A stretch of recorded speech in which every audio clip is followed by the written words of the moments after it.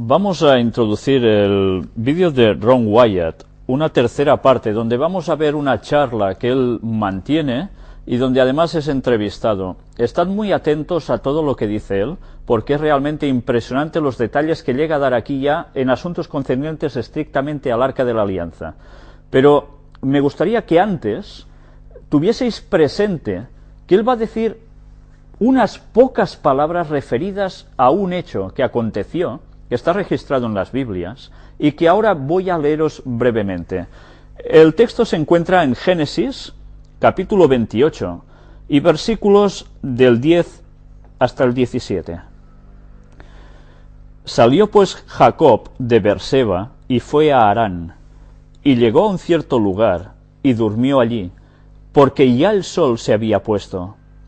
Y tomó de las piedras de aquel paraje, y puso a su cabecera, y se acostó en aquel lugar. Y soñó, y he aquí una escalera que estaba apoyada en tierra, y su extremo tocaba en el cielo. Y he aquí ángeles de Dios que subían y descendían por ella. Y he aquí Jehová estaba en lo alto de ella, el cual dijo: Yo soy Jehová, el Dios de Abraham tu padre, y el Dios de Isaac. La tierra en que estás acostado te la daré a ti y a tu descendencia. Será tu descendencia como el polvo de la tierra, y te extenderás al occidente, al oriente, al norte y al sur. Y todas las familias de la tierra serán benditas en ti y en tu simiente. He aquí, yo estoy contigo, y te guardaré por donde quiera que fueres, y volveré a traerte a esta tierra, porque no te dejaré hasta que haya hecho lo que te he dicho. Y despertó Jacob de su sueño, y dijo: Ciertamente Jehová está en este lugar, y yo no lo sabía. Y tuvo miedo y dijo: Cuán terrible es este lugar. No es otra cosa que casa de Dios y puerta del cielo. No es otra cosa que casa de Dios y puerta del cielo. Esto sucedió en Betel, casa de Dios. Mirad lo interesante de lo que parece ser solo un sueño, sin más repercusiones. Porque estas palabras que aquí se narran son la clave para algo que nosotros vamos a tratar posteriormente en conferencia, cuando terminemos de hablar sobre lo de Ron Wyatt, que no va a dejar indiferente absolutamente a nadie. Es un tema que la gente que nos hemos movido en el mundo cristiano siempre, jamás habíamos llegado a sospechar que hay algo más que un simple texto haciendo una referencia simbólica a algo. Veremos algo que nos va a dejar perplejos y que nos va a denotar la extraordinaria importancia que el Arca de la Alianza esté donde dice Ron que está, y con lo que va a acontecer en el final del tiempo del fin. Recordad sobre todo este texto. Él lo dice muy escuetamente, hace una referencia muy breve a ello, pero veréis que hay alguien con el cual él dice que tiene un diálogo, y esto aparece justo al final de este documental. A tal punto que esta persona que habla con Ron le hace una referencia a esto que hemos leído. Estad muy atentos a ese apartado, porque yo jamás hubiese pensado que lo que Ron había conocido, que no se ha llegado a divulgar de un modo o no se le ha dado una importancia vital a eso, Dios nos lo está revelando 30 años después.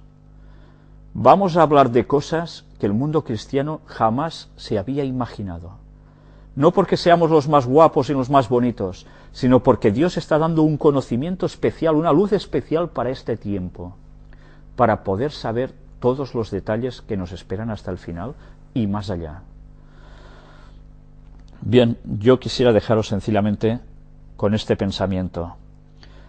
Volver a leer lo que dice versículos 16 y 17. Y despertó Jacob de su sueño y dijo: ciertamente Jehová está en este lugar y yo no lo sabía. Mirad cómo lo dice, está en este lugar, no estuvo, está. Y tuvo miedo y dijo, cuán terrible es este lugar, no es otra cosa que casa de Dios y puerta del cielo. Meditad en esto, porque en una próxima conferencia lo vamos a profundizar y mucho.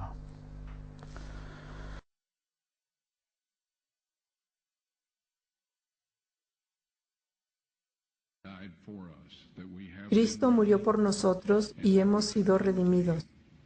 Podemos llegar a Él en el nombre y la sangre de Jesús y así un día recibir el perdón y la restauración, según consta en el capítulo 22, versículo 14 del libro de Apocalipsis, que dice: Bienaventurados los que lavan sus ropas para tener derecho al árbol de la vida y para entrar por las puertas en la ciudad. El pago, queridos amigos, ha sido hecho, y en el tiempo señalado por Dios ustedes serán capaces de ver la prueba por sí mismos. Ustedes que han estado aquí las 3 noches, aquellos de ustedes que estarán allá, y espero que traigan a sus amigos, o los que quieran ver todos los temas, verán todas estas cosas de nuevo.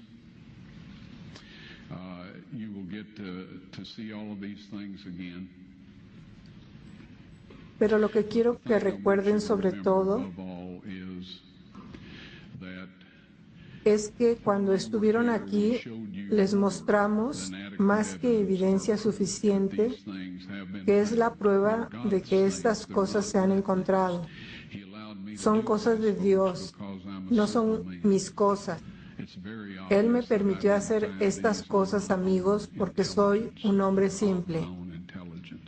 Es muy obvio que no he encontrado estas con mi propia inteligencia o por mi propia inteligencia. Yo no creo que haya nadie en la tierra lo suficientemente listo para encontrar todas estas cosas, pero Dios sabía dónde estaban desde el primer día y Él quería que todos los vieran. Dios ha elegido un momento en que Él mostrará su prueba al mundo de que su Hijo murió por nosotros y que se registra en 1 de Timoteo 2, versículos 5 y 6. Dice, porque hay un solo Dios y un solo mediador entre Dios y los hombres, Jesucristo hombre, el cual se dio a sí mismo en rescate por todos, de lo cual se dio testimonio en su debido tiempo. Esto sucederá, recuerden esto y por favor, amigos, no permitan que ese maravilloso sacrificio sea desperdiciado de parte de ustedes. No permitan que Satanás diga, bueno, otras personas pueden ser salvadas, pero tú eres una lamentable muestra para siquiera creerlo. Eso no es verdad. Dios nos acepta donde estamos, perdona nuestros pecados, nos restaura a su semejanza, nos mantiene fieles hasta el final y luego nos da derecho al árbol de la vida para que podamos disfrutar de una eternidad con un Dios amoroso. Y dice en su palabra, ¿qué más podría haber hecho en mi viña?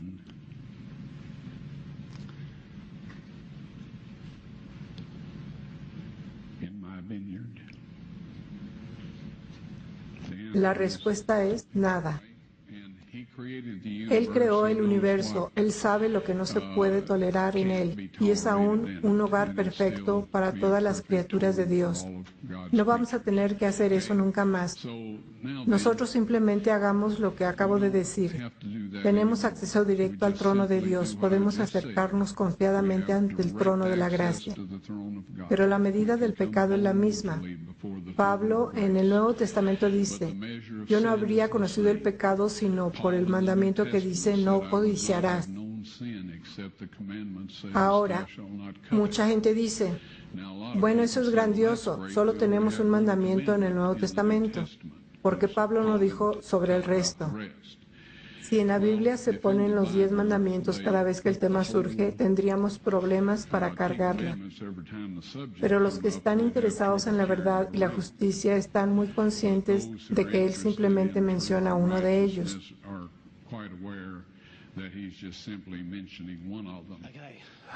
Pregunta.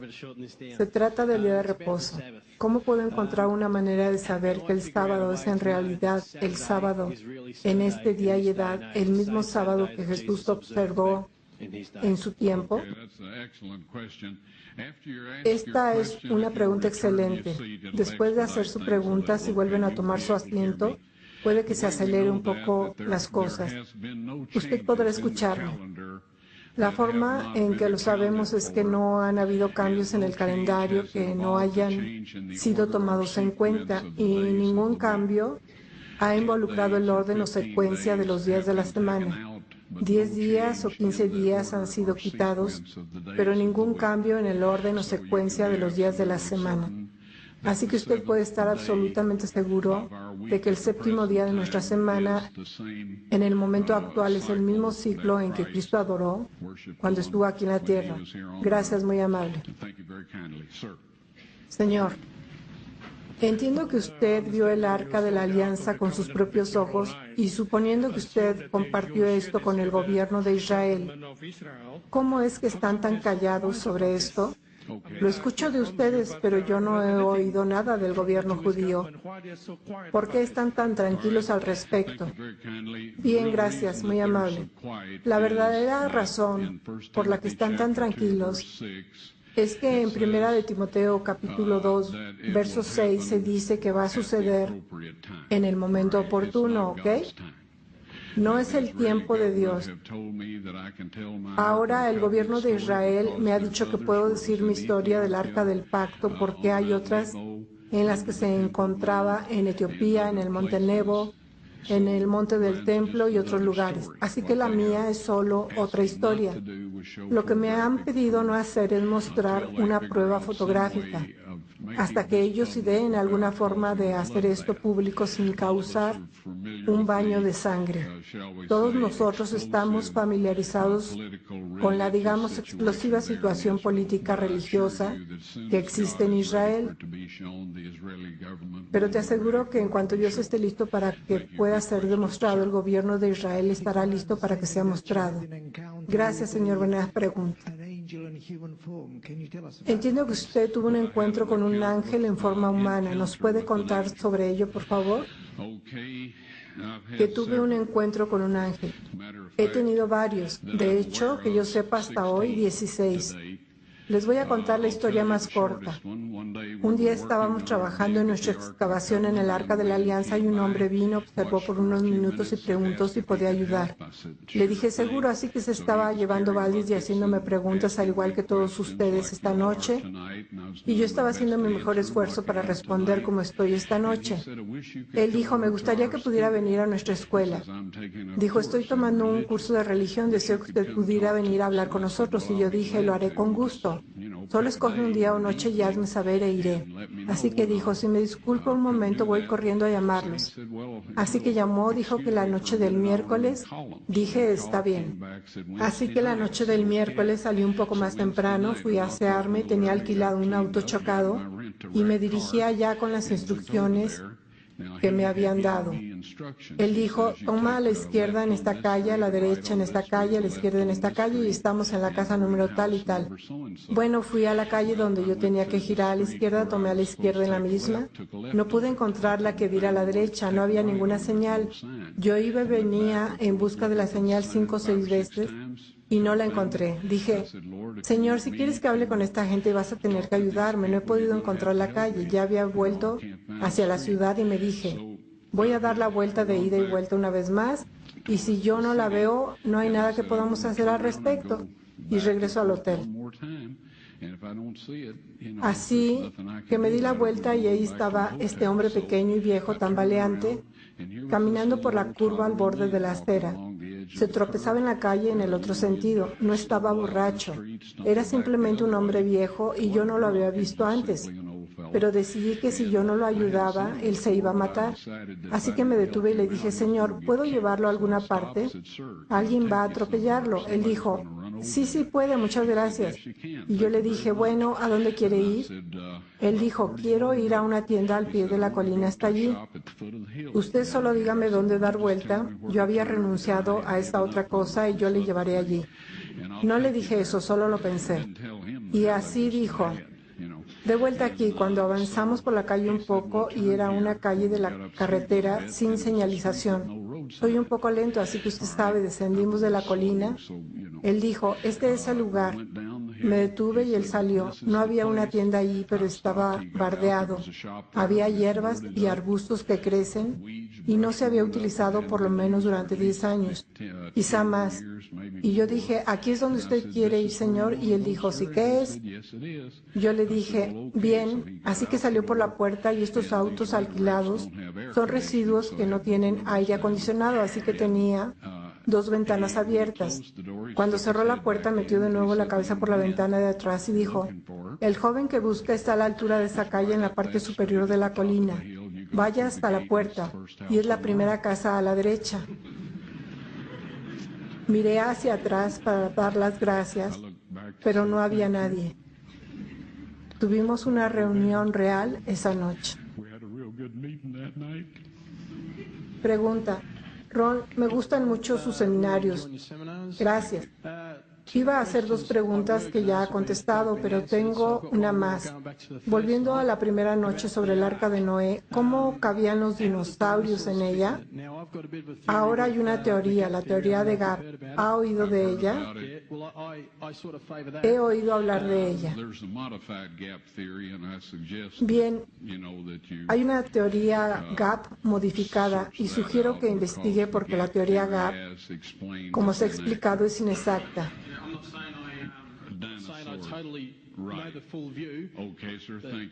Sí, señor, gracias. Los dinosaurios. Bien, tengo su pregunta y es buena. Dinosaurios, ¿dónde estaban en el arca de Noé?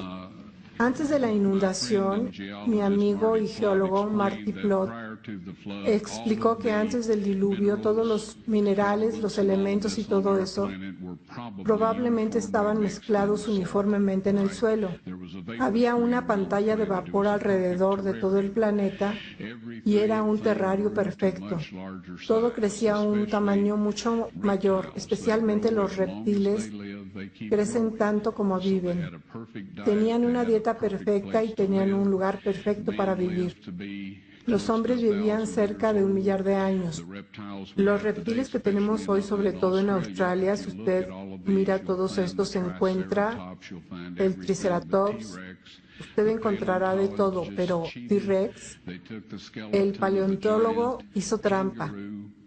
Tomaron el esqueleto de un canguro gigante, le quitaron sus pies, pusieron los pies de un emú gigante. Luego le metieron la cabeza de un cocodrilo y luego lo llamaron T-Rex. El resto de ellos los puede encontrar digamos, en forma de miniatura. La inundación removió todas estas cosas hacia arriba en bloques y hoy solo tenemos las huellas de estos elementos en nuestro suelo. Y ya nadie vive tanto ni crece tanto. La teoría de Gap en Nahum capítulo 1 versículo 9 dice: ¿qué pensáis contra el Señor? Él hará consumación, no tomará venganza 2 veces de sus enemigos. Lo que significa que nunca ha ocurrido antes y nunca volverá a suceder. Por lo tanto, no había tiempo antes de Adán, cuando había un montón de gigantes. Génesis 6 dice que había gigantes en esta tierra. Pregunta, al parecer la reina de Saba fue a Salomón y Salomón construyó una réplica del arca y actualmente se encuentra en Etiopía y estos tapices se supone que lo demuestran. ¿Es eso cierto?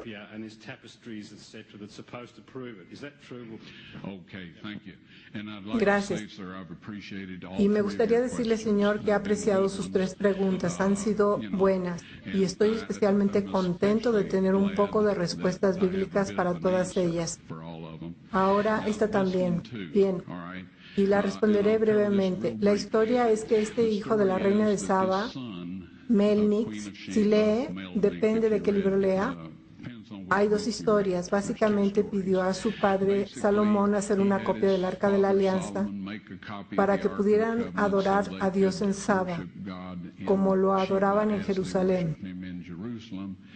Sin embargo, Dios dice que Él morará allí en Jerusalén, y recuerde la oración de Daniel, oró hacia Jerusalén, por lo que no había habido ningún arreglo hecho para Saba. Sin embargo, vamos a continuar. Ahora bien, Salomón vivió alrededor del siglo 9 al 10 antes de Cristo. La reina de Saba, y si tenían un hijo que vivió alrededor de entonces. Ahora, si usted va a su capítulo 10 de la Biblia en el libro de Ezequiel, encontrará allí, y yo no le daré los versos simplemente porque no lo recuerdo, pero en el capítulo de Ezequiel dijo: vi al Espíritu de Dios levantarse de los querubines, y un poco después dice: he visto al Espíritu de Dios moverse al umbral de la puerta de la casa. Luego, unos pocos versos adelante dijo: vi al Espíritu levantarse sobre la casa, sobre la ciudad, e ir hacia el este. El Espíritu de Dios, la gloria o Shekinah, es lo mismo. Diferentes nombres, la misma cosa.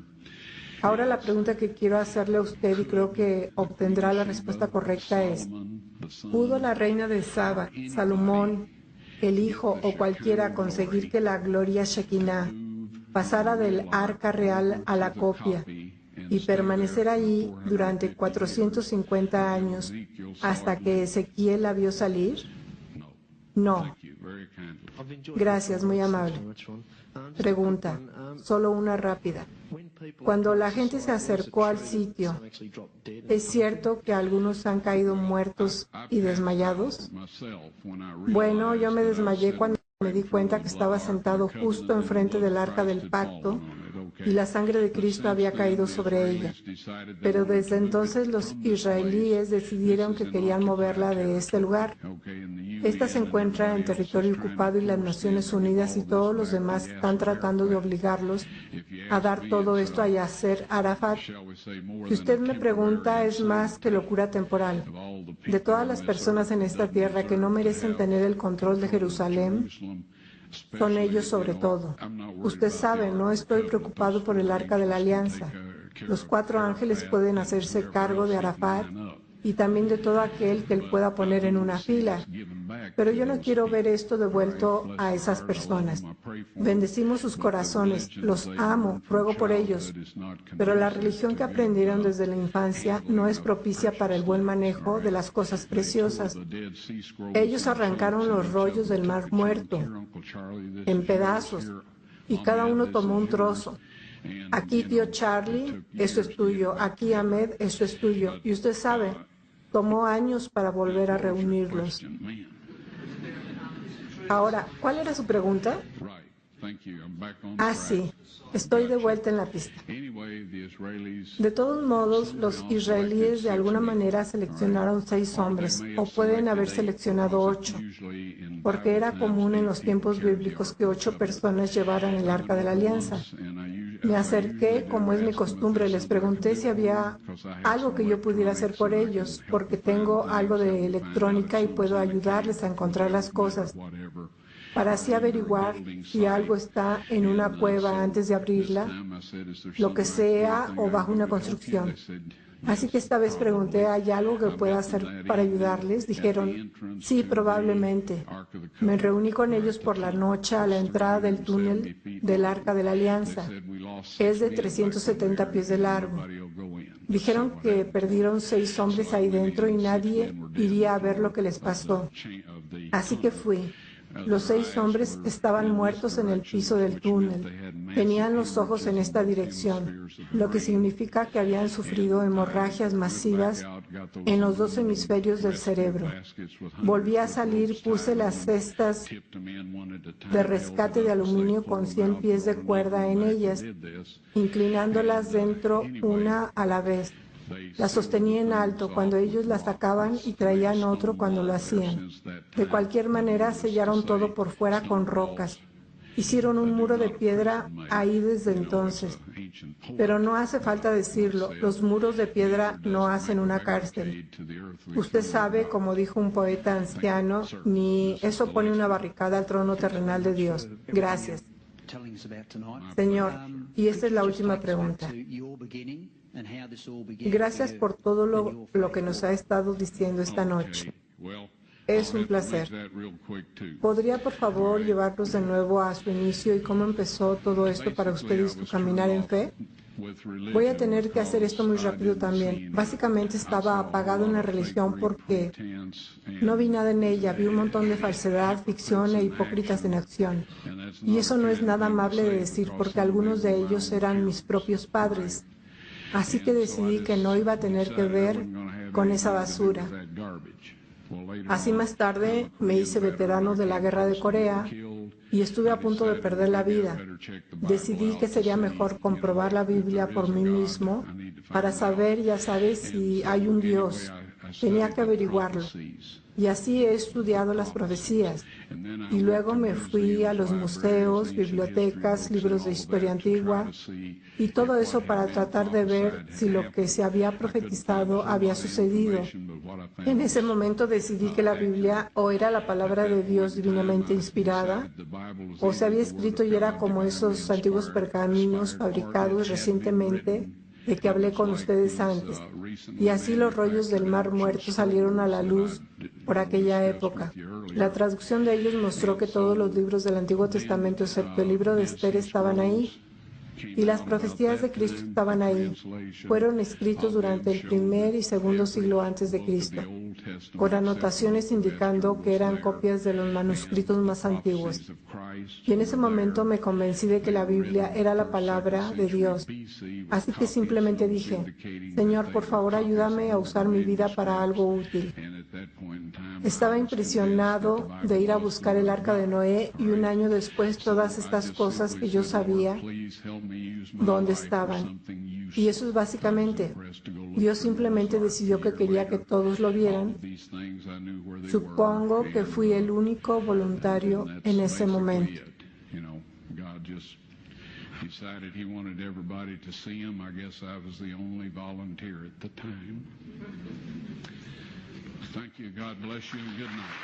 Gracias. Dios los bendiga y buenas tardes.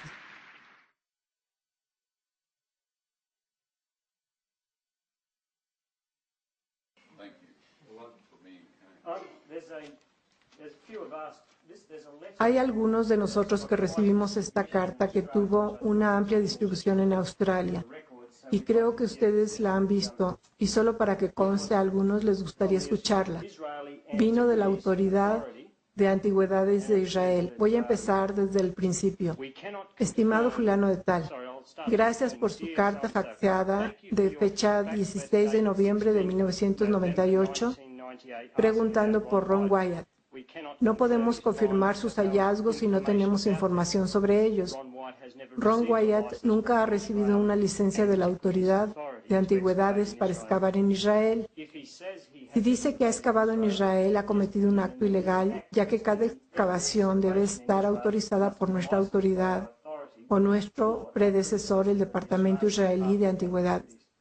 Los hallazgos arqueológicos legítimos se publican en revistas profesionales o por universidades y por otras reconocidas instituciones científicas. Atentamente, Oslat Boaz, portavoz del Departamento de Información Educativa.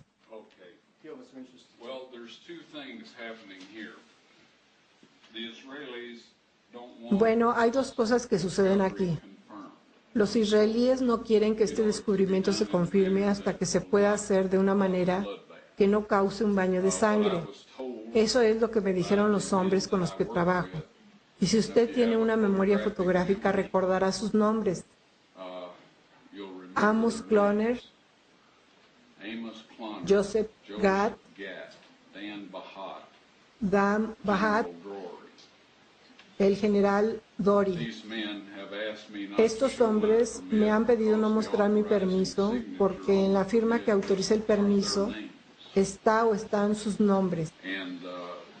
Y esto es parte de la prueba de que tengo una evidencia material que me han pedido no compartir. Es su opinión que si el pueblo entero de Israel sabe que el Arca de la Alianza se ha encontrado, que querrían construir un templo para albergarla.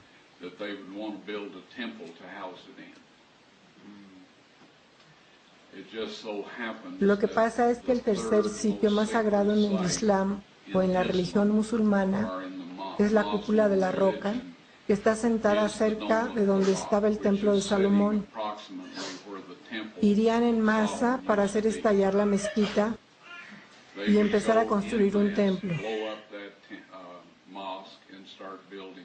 Y los musulmanes, por así decirlo, tendrían una reacción violenta de eso. Y no solo tendríamos turistas que podríamos llamar fanáticos radicales y todo eso. No solo los tendríamos llamando por la sangre del pueblo israelí, sino que tendríamos a cada país musulmán en el planeta pidiendo lo mismo por causa del liderazgo. Aun cuando no gocen de simpatía, saben que pueden ser derrocados, como el Shah de Irán fue derrocado, si no atienden a alguno de los fanáticos religiosos de su pueblo.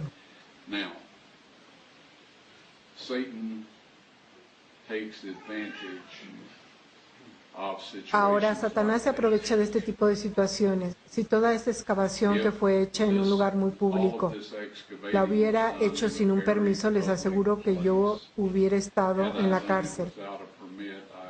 Mostramos el video de la excavación y vamos a volver a mostrarlo esta noche.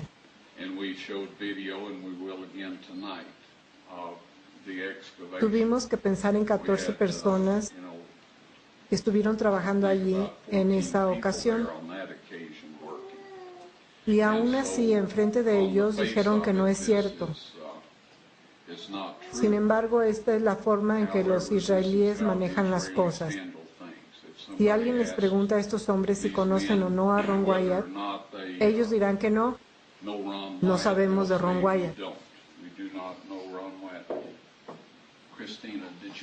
Cristina, ¿trajo ese libro con mi fea cara en la portada? ¿Lo tiene?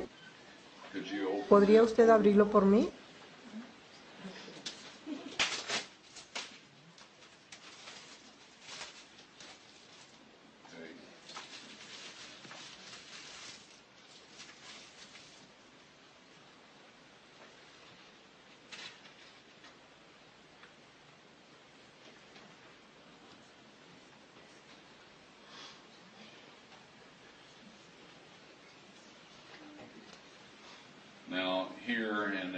Ahora aquí, y si Cristina es tan amable de dejarlo donde ustedes puedan mirarlo un poco, este es el hombre que estuvo a cargo de las antigüedades de la zona de Jerusalén durante el tiempo que llevamos a cabo nuestra excavación. Cuando se le llamó y se le preguntó si conocía a Ron Wyatt, dijo no. Si usted busca en esta foto verá que la verdad es distinta. Todo lo que digo es esto.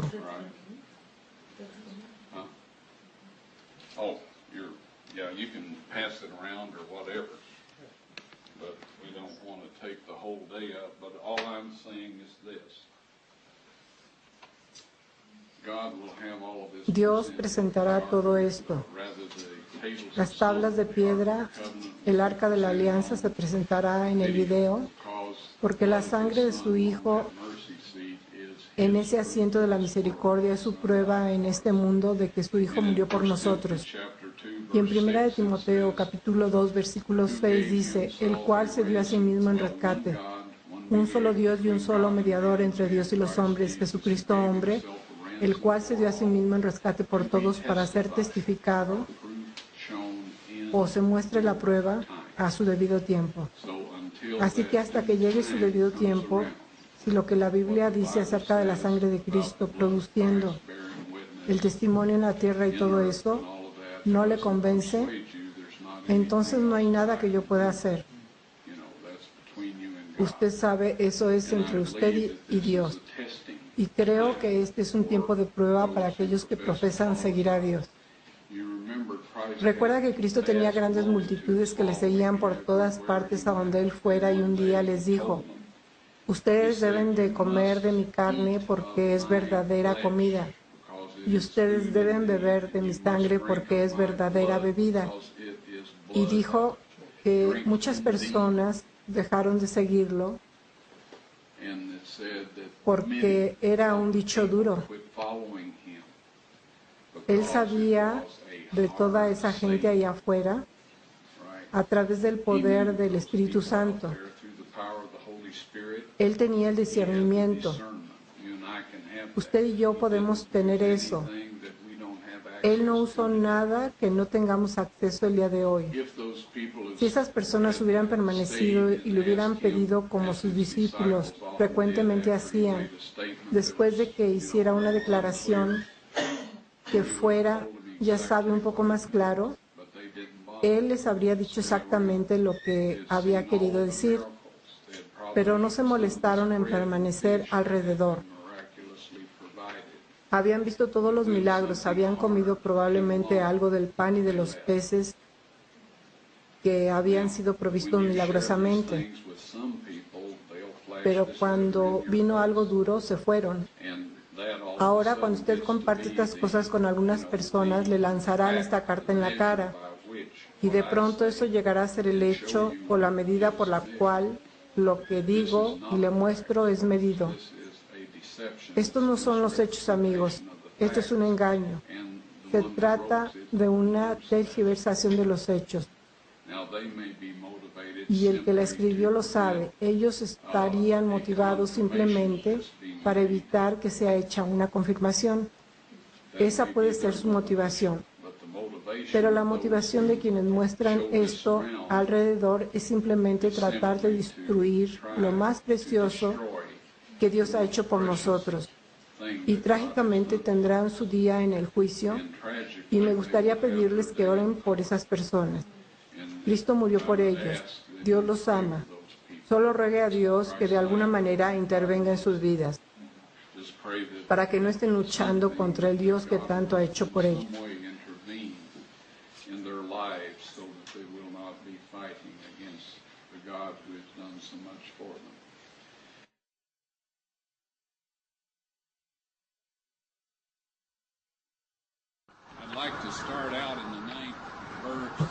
Me gustaría empezar en el 9º verso de Judas. Sé que es un libro de un capítulo y dice que Miguel estaba en pugna con Satanás sobre el cuerpo de Moisés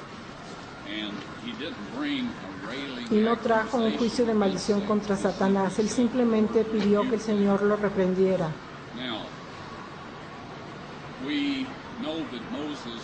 Ahora sabemos que Moisés fue resucitado porque apareció con Cristo en el monte de la Transfiguración. No sé si Meca, el conductor del autobús, le señaló una de las candidatas para hacer esa montaña. Nadie sabe a ciencia cierta, pero Moisés estuvo allí con Cristo y Elías, como usted recuerda. Así que, ¿por qué Satanás contendía por eso?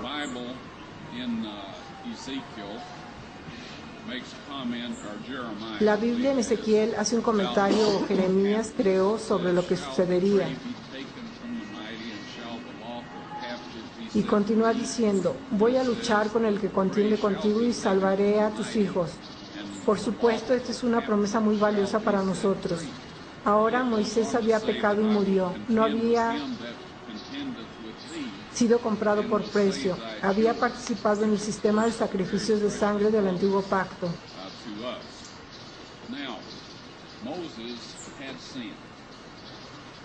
Pero hasta que Cristo murió, Moisés fue un cautivo legítimo de Satanás. Y no solamente Moisés, sino muchos otros fueron cautivos legítimos de Satanás hasta que Cristo murió.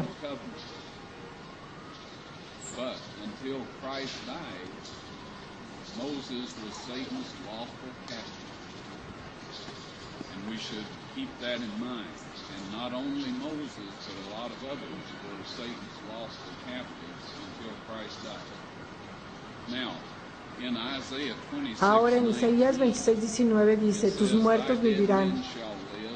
together with my dead body shall sus they cadáveres resucitarán.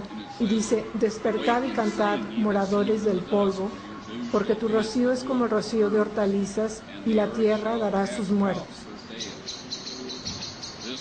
Esta fue la profecía dada 600 años antes de Cristo y se cumplió con la muerte de Cristo y se registra en Mateo capítulo 27, versículos 15 al 23.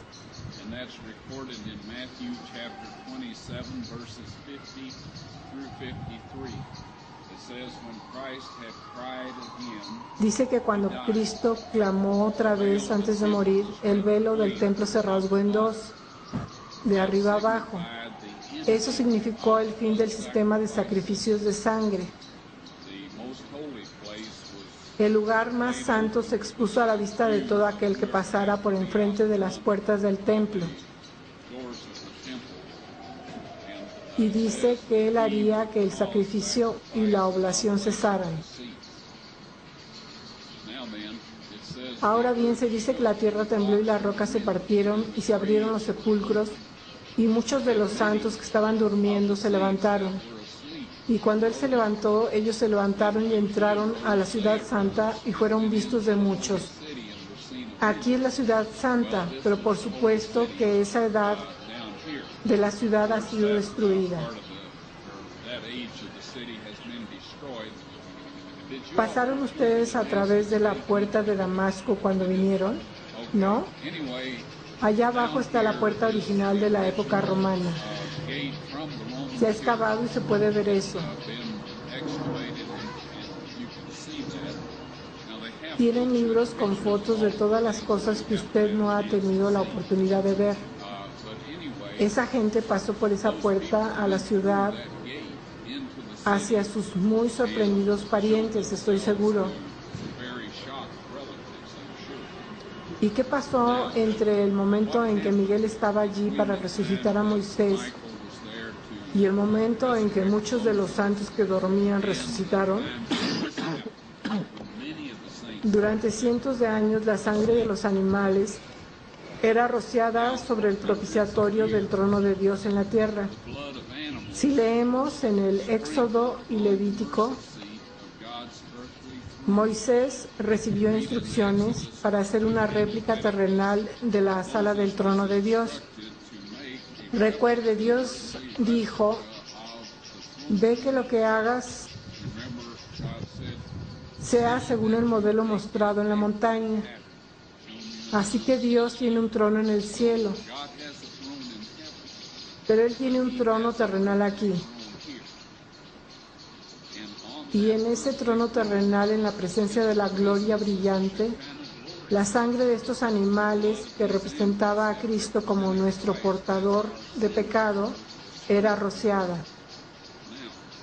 Ahora, 600 años antes de que Cristo iba a ser crucificado, el ejército de Babilonia venía bajando desde el norte para destruir Jerusalén to destroy Jerusalem. y algunos hombres piadosos fueron guiados por Dios para llevar el arca de la alianza Were informed y los otros muebles del templo to take that ark of the covenant y esconderlos en una cámara de la cueva de este acantilado que usted acaba de pasar, el que tiene el cráneo, la cara del cráneo en el mismo. in this Los tenía que esconder debajo de allí.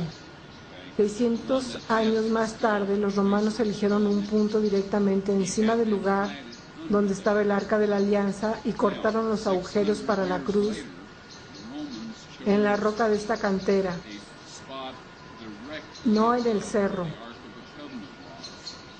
And they donde a la mayoría de nosotros se nos ha enseñado. bedrock of this ark, not up on the hill where most Pero me gustaría señalar que este es el monte Moriah. I would like Incluso esta cantera que vemos aquí todavía es el monte Moriah. that we are in over here is still Mount Moriah. And so anyway, Había 20 pies de piedra caliza sólida, limestone, dolomita. very hard. That's why Es muy dura. it's still intact Es por eso que aún está intacta. on that. El puente de la nariz tiene un grado de dureza de 8 y es por eso que no se erosionó y que ha estado allí por 2000 años. Been there for 2,000 years. No reason to believe otherwise. No hay ninguna razón para creer lo contrario. Cuando la tierra tembló y las rocas se partieron, Dios partió la escarpa completa. Y habrá un momento en que podemos demostrarle a usted que eso abrió una grieta en el lateral izquierdo del agujero de la cruz y hacia abajo a la cámara donde estaba el arca del pacto. El vaso humano se encuentra bajo la quinta costilla del lado izquierdo, y si se quiere buscar la quinta costilla en la Biblia, usted encontrará que fue donde la gente hirió a algunos para matarlos. Cuando José de Arimatea fue a Pilato y le pidió el cuerpo de Jesús, los soldados se sorprendieron de que él ya había muerto. Pilato se sorprendió de que ya estaba muerto y le dijo a este soldado romano que fuera para asegurarse de que ya estaba muerto y luego le diera su cuerpo a este hombre. El soldado romano golpeó a Cristo con un golpe de muerte cuando él metió la lanza en el vaso. Ahora, en una persona viva y sana, el vaso retiene entre 2 y 3 unidades de sangre. Se trata de un reservorio.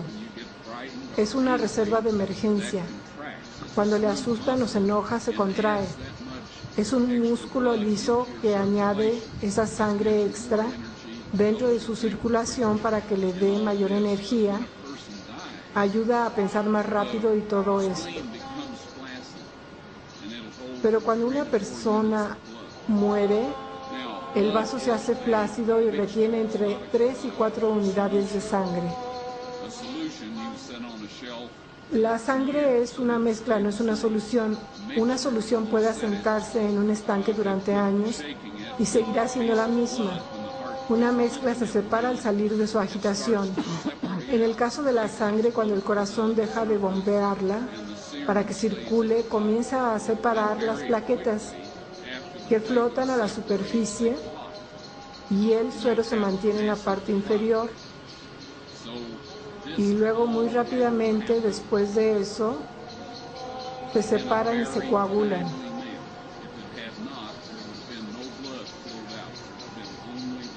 Y usted tiene un coágulo masivo, así que todo esto tenía que suceder de una manera muy oportuna. De lo contrario, no habría fluido la sangre hacia afuera. Habría habido solamente suero, así que Dios arregló todo esto. Y cuando el soldado romano metió su lanza en el costado de Cristo y la sacó, la sangre y el agua se derramaron. De 2 a 3 unidades de sangre, algo así como 1/4 a 1/4 y medio, escurrió a través de esa grieta hasta el asiento de la misericordia. En ese mismo instante, todas las personas que habían muerto bajo el antiguo sistema de sacrificio habían sido compradas por precio. Y tú y yo fuimos comprados por el mismo precio. Ahora hay los que tienen otras opiniones. Bendecimos sus corazones. Todos aprendemos lo que nos enseñan y es difícil renunciar a algo que nos fue enseñado por personas que respetamos y amamos. Pero de todos modos fue la sangre de Cristo en ese asiento de la misericordia lo que cumplió con el pacto. La sombra encontró su realidad, el tipo encontró el antitipo en todos los casos. Y para mostrar que Dios lo aceptó, toda esta gente salió de la tumba. Ahora, aquellos de ustedes que reciben nuestro boletín probablemente leyeron acerca de la cueva de Macpela, que está a unos 20 kilómetros al sur de aquí. Encontramos que en esta cueva habían 3 grandes criptas funerarias para un hombre y su esposa. Había allí cerámica que data de tiempos de Abraham. No se encontraron dientes, ni pelo, ni huesos, ninguna indicación en absoluto de un cuerpo ahí o del residuo de un cuerpo. Encontramos algunos pedacitos parcialmente deteriorados y fosilizados de las especias que utilizaban. Parece que Abraham, Isaac y Jacob y sus esposas estuvieron entre ellos. Piense en el shock de la gente aquí en esta ciudad que los vio, y lo que me sorprende es que no hay registros fuera de la Biblia de que sucedió esto. Los gobernantes de las ciudades sin duda hicieron un gran esfuerzo para mantener todo eso en silencio. ¿Cómo sabemos o sospechamos que era la verdadera cueva de Macpela? Dios ha ocultado los lugares reales del conocimiento humano. Todos somos ratas de carga, cargamos un bolsillo lleno de cosas a la vez o ponemos un edificio grande sobre él de manera que usted no puede decir nada al respecto en los años posteriores. Pero Dios no quiso que eso sucediera aquí. Este es el lugar donde Cristo murió. A un centenar de yardas del lugar donde está usted sentado, es donde eso tuvo lugar. Y esta tumba justo aquí es la verdadera de donde Él resucitó.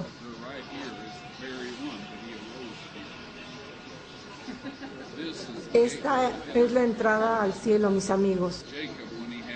Jacob, cuando tuvo su sueño, estaba solo un poco más al norte de aquí y tuvo su visión y dijo que vio ángeles ascendiendo y descendiendo. Dijo que este lugar no es otra cosa sino la puerta de entrada al cielo, y te aseguro que eso es lo que es.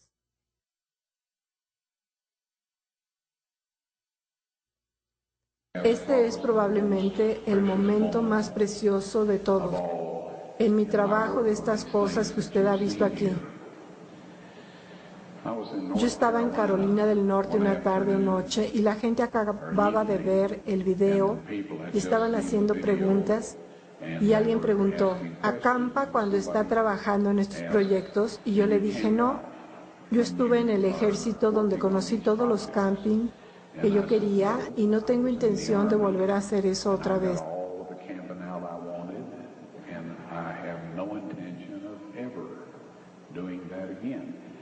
Así que nos quedamos en un hotel realmente barato al norte de la puerta de Damasco, en la calle Nablus. Se llama el Hotel Jerusalén. Y un poco después alguien preguntó, ¿y cuándo vas a volver? Y yo dije, a mediados de septiembre. Me reuní con todos mis ayudantes en quien yo sabía que podía confiar y nos fuimos.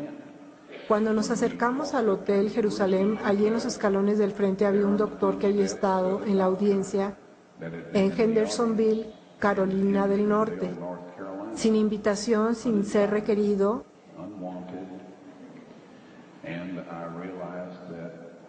Y me di cuenta de que había gastado todo ese dinero para llegar allá a trabajar en esto, pero no pude porque este hombre no podía ser de fiar, pues de lo contrario, por lo menos habría preguntado antes de presentarse. Soy muy sensible al asegurarme que Dios está conmigo en todo lo que hago. Estas cosas son muy importantes, amigos. Que nadie trate y use su propia inteligencia y astucia, las cuales, para empezar, no poseemos, para decidir qué hacer y cuándo hacerlo con estas cosas. Así que llegué a la conclusión de que Dios no me podía usar más, que uno de mis errores o lo que sea había sido demasiado y yo ya no estaba en su favor, y que Él no me estaba guiando más o este hombre no se habría presentado así. Así que solo dije una oración. Señor, lo siento, sabía que en primer lugar yo no era digno de hacer estas cosas. Te doy las gracias por permitirme hacer tanto. Y si puedo ser de alguna ayuda a la siguiente persona, voy a estar contento de hacerlo. Nunca he estado más deprimido en mi vida. Y he estado en algunas situaciones bastante deprimentes. Vi el arca del pacto, el asiento de la misericordia y todo eso, y después ya no le era más útil a Dios. No podía continuar.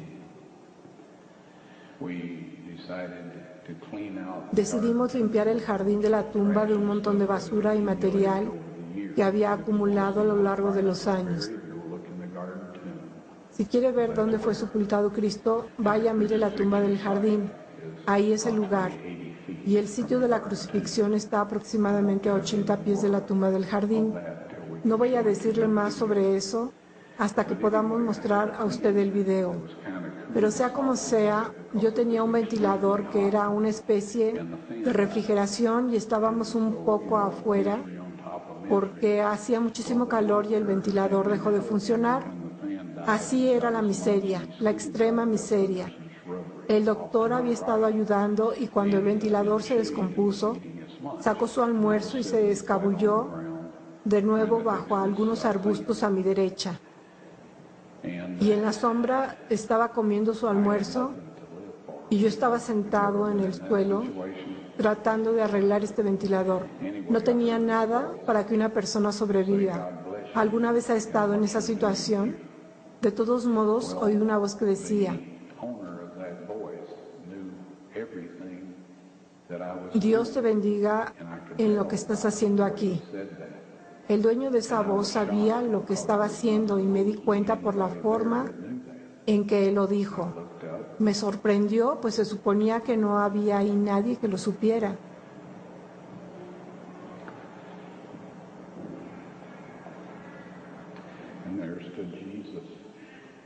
Y levanté la vista. Y allí de pie estaba Jesús.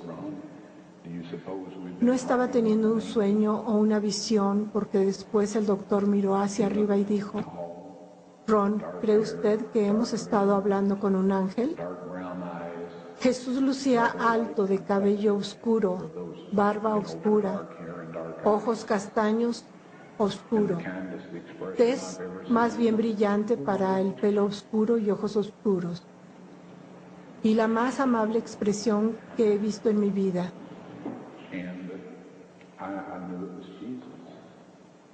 Y yo supe que era Jesús.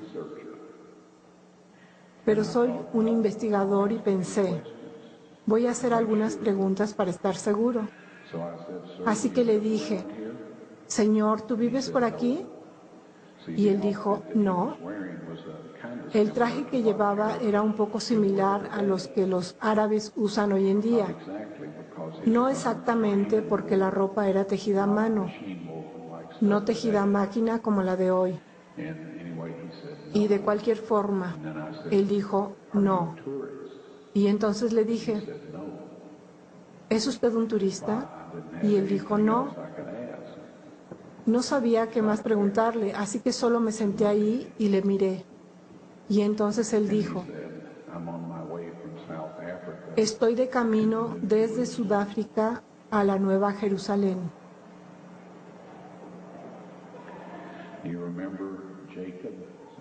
Recuerden a Jacob, que tuvo un sueño al norte de Jerusalén y vio una escalera y ángeles de Dios subiendo y bajando, y dijo, no es otra cosa que puerta del cielo. Cristo estaba de camino desde Sudáfrica a la Nueva Jerusalén. El profeta dijo que esa era la entrada al cielo. Me quedé sentado allí porque no sabía qué decir. Estaba totalmente mudo. Ni siquiera estaba seguro de estar respirando para entonces. Él volvió a mirarme con esa expresión amable y dijo, Dios te bendiga en lo que estás haciendo aquí.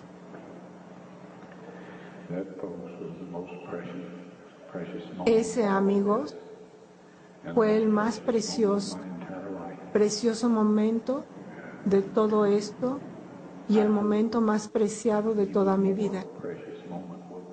Espero que un momento aún más precioso vendrá para todos nosotros cuando podamos mirar esa maravillosa cara y oírle decir, venid, buen siervo y fiel, entra en el reino de tu Señor.